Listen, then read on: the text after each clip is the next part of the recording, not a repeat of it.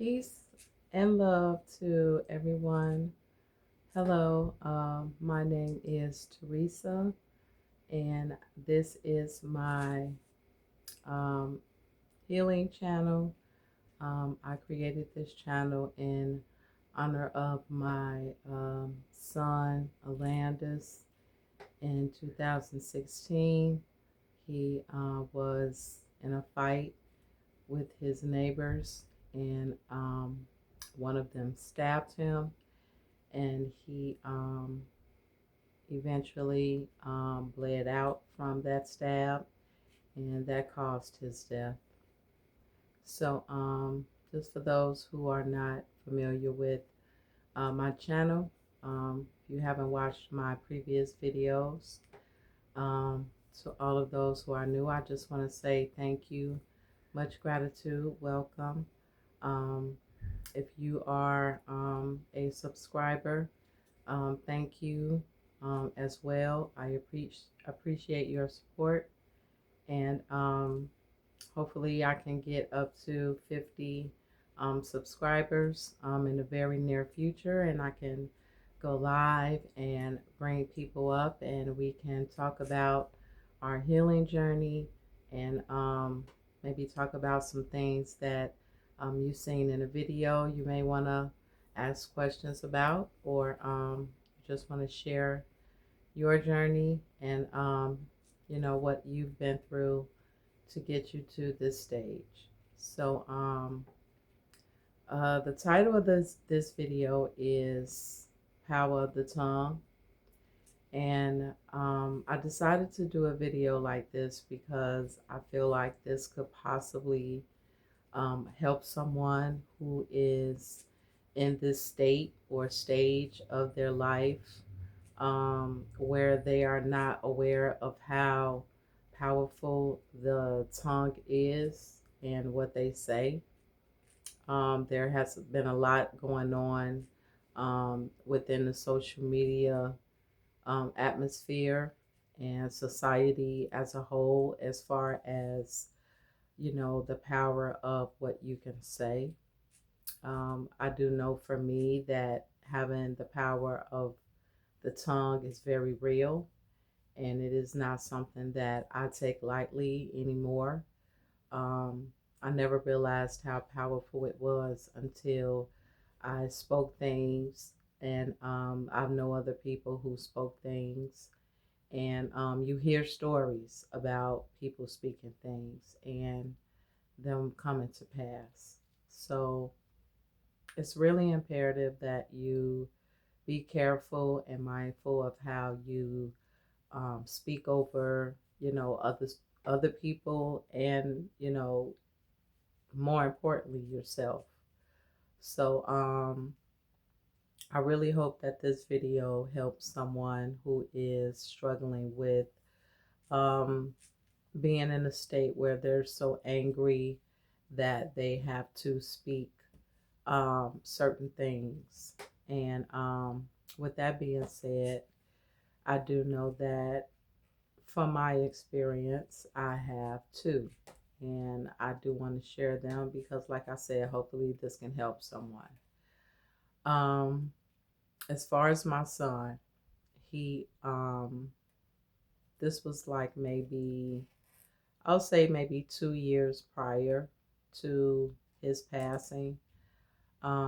He got into a disagreement with um, a relative, and he and that relative, I don't know, I really don't remember exactly what it was that they were disagreeing about, but I believe at the time they were roommates, and there was a third party involved, not neither one of the people that had anything to do with his death.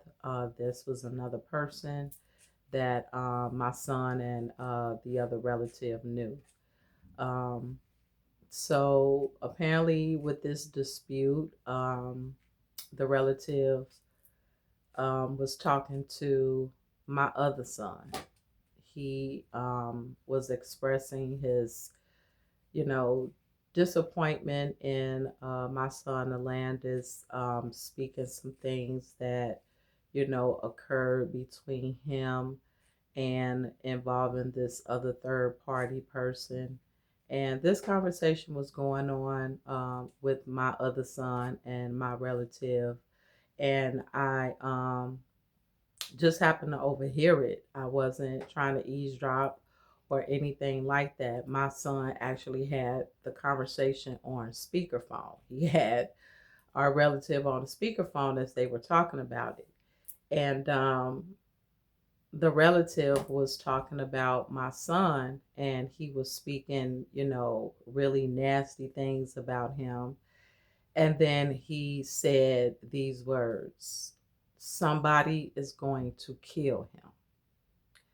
And when he said those words, I literally, I kid you not, I snatched the phone out of my son's hand, literally.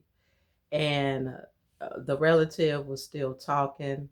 And at that point, I kind of didn't even, hear what he was saying. I was literally going off on him. And he didn't hear at first what was being said because he was talking. But as he was lowering his voice, he heard me screaming and yelling. And I was going off on him. I'm like, how dare you say that? Who the hell are you to say something like that? What the hell is going on? And, at that point, he realized I was on the phone. And he was like, well, where's, my other son at? The one who he was talking to. And I'm like, he's standing right here. And I heard what you said, and I don't appreciate that. You ain't got no right to speak that over his life. I don't care what's going on between you and him and this other person. And he like, well, I'm just mad. And I'm like, I don't give a damn if you mad. You don't speak those words over over my son's life.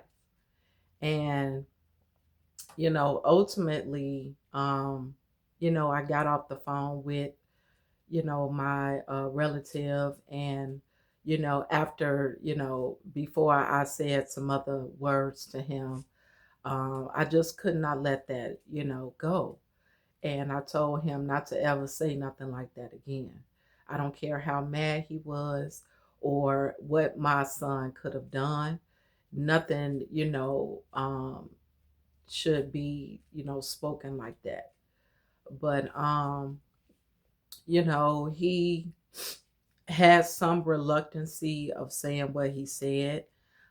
Even at the time, he was still upset. I gave the phone back to my other son.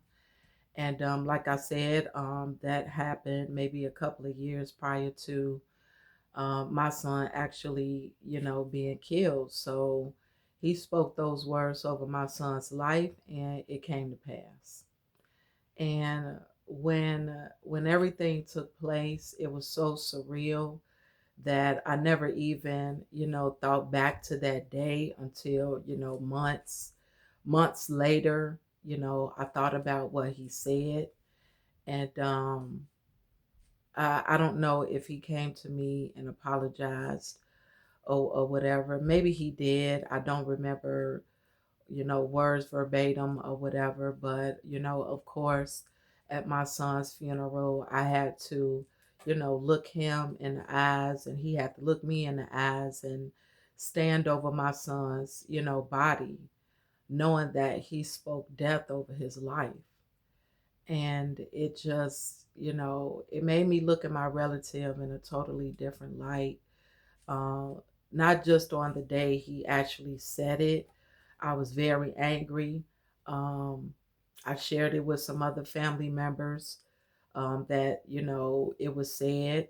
And just to know that it actually came to pass just devastated me even more. Um, just to know that all it took was for, the domino effect of, speaking, that kind of thing over someone's life, even when you're angry. And it also had to bring me back to myself and the words that I spoke. I would have to say when I was maybe about I would say between the ages of 11 and 12, maybe 13. I'll say between the ages of 11 and 13, even though that's a big gap. I just don't remember exactly what time frame it happened. I just know it might be in between that. But nonetheless, um, I was watching my younger brother at the time. He's not my younger brother now. We have a two other siblings after him. At the time, it was just three of us. I have five siblings. I mean, I have four siblings. It's five of us. And I'm the oldest. I have a brother next to me, and then I have another brother.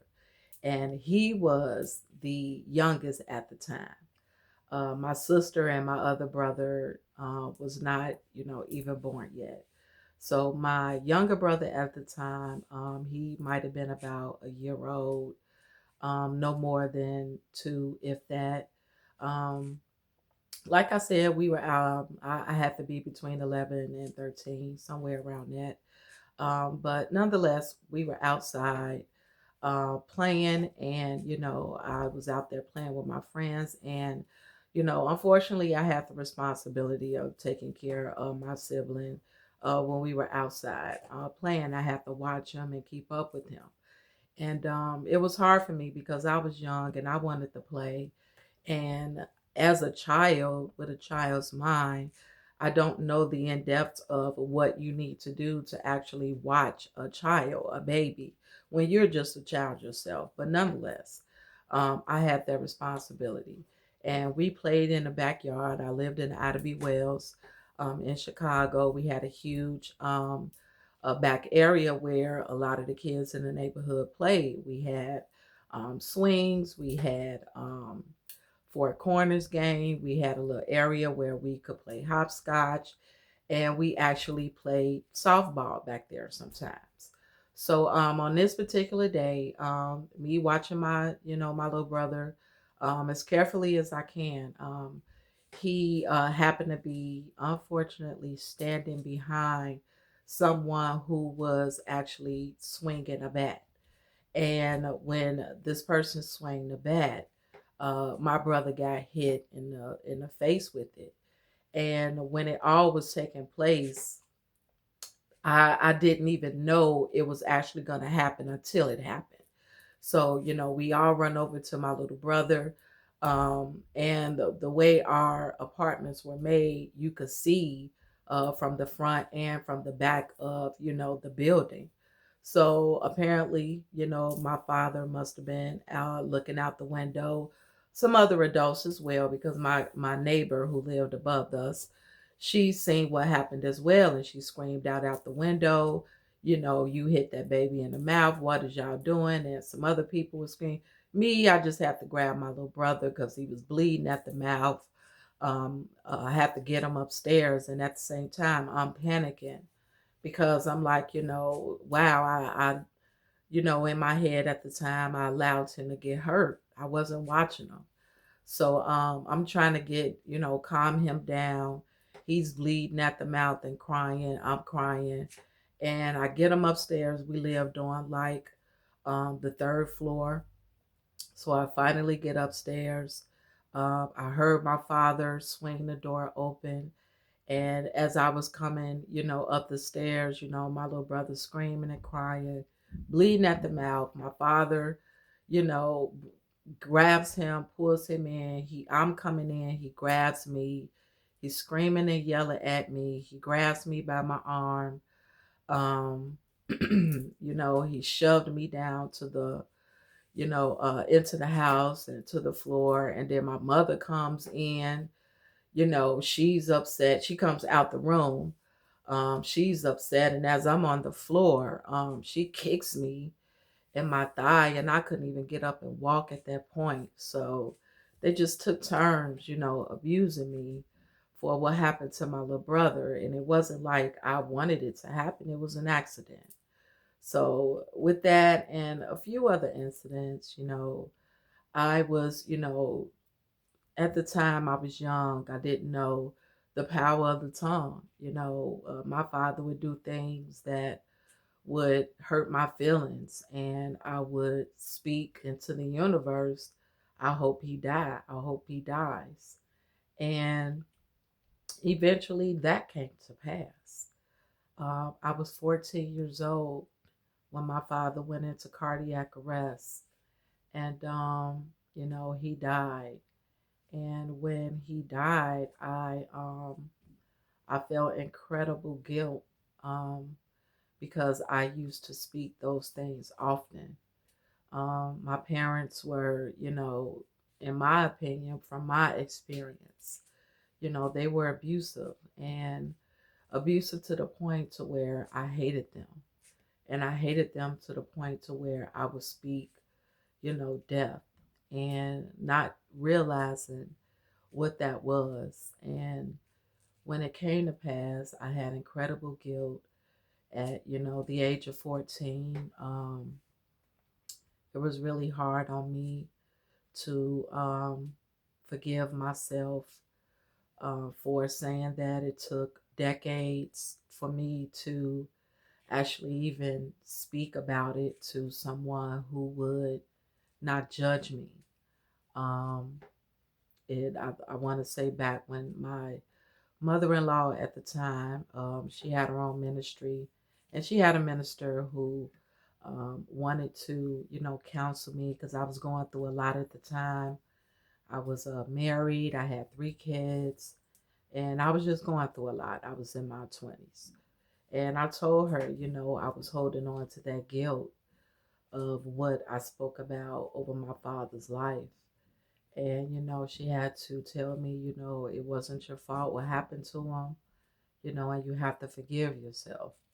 So it took me decades to um, forgive myself for speaking those words over his life. And then to have someone speak it over my son's life and it come to pass,